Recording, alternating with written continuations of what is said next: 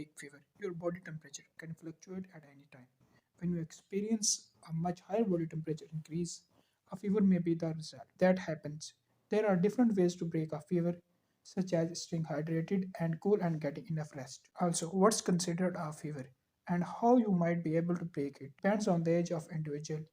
However, if a fever doesn't break or comes and goes, you will need to consult a healthcare provider for further guidance and care. What is a fever? A fever is an increase in normal body temperature. Average body temperature can differ from person to person and vary depending on certain factors, but it is typically around 98.6 degrees. Fever are usually a symptom of an infection or illness your body is trying to fight off. Causes of fever may include infections like appendicitis and meningitis, immunizations, which can cause low-grade fevers, autoimmune disease such as arthritis, ulcerative colitis, or vasculitis. Less common causes include blood clots, medications such as antibiotics, antihistamines, and seizures medications. How do you break a fever? If you find yourself with a fever or caring for someone who does, there are a few ways to break a fever. Things try to range from the staying hydrated to ensure you get enough rest. First, stay hydrated. Hydration is a major side effect of fevers. If you are dehydrated, you may experience it. Crying without tears, infants and children, dark colored urine, decreased urination, dry mouth or skin, fatigue, light headache, not having a wet diaper for 3 hours or more infants, sunken eyes, infants and children, thirst. The treatment for dehydration is to drink plenty of fluids. Sports drink give your body the necessary electrolytes to feel hydrated again. If the hydration is more severe, you may need intravenous fluids.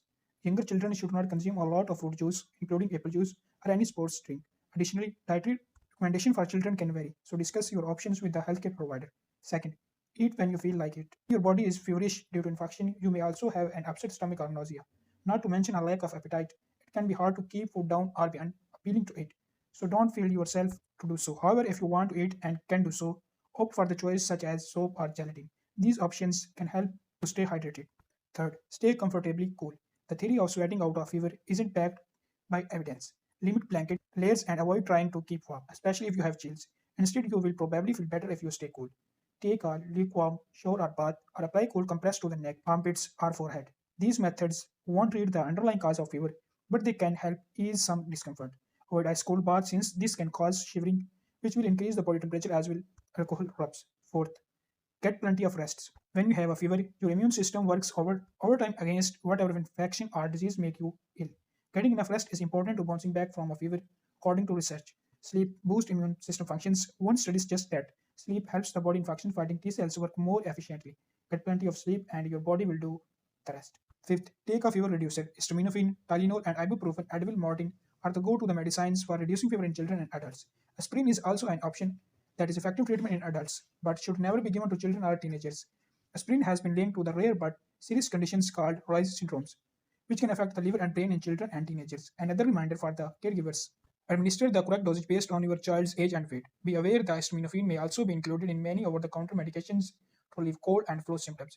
You don't want to take too much since it can cause liver failure. What temperature is considered a fever? Fever temperatures vary according to age and where you measure the temperature. The most common areas for measurement are the mouth and the rectum. However, you might also measure temperature using an ear, forehead, or armpit. Oral temperature will be about 1 degree Fahrenheit higher than skin temperature and about the same amount lower than rectal or ear temperatures. Temperatures considered in the fever range. Age 3 months or younger, 100.4 degrees or higher.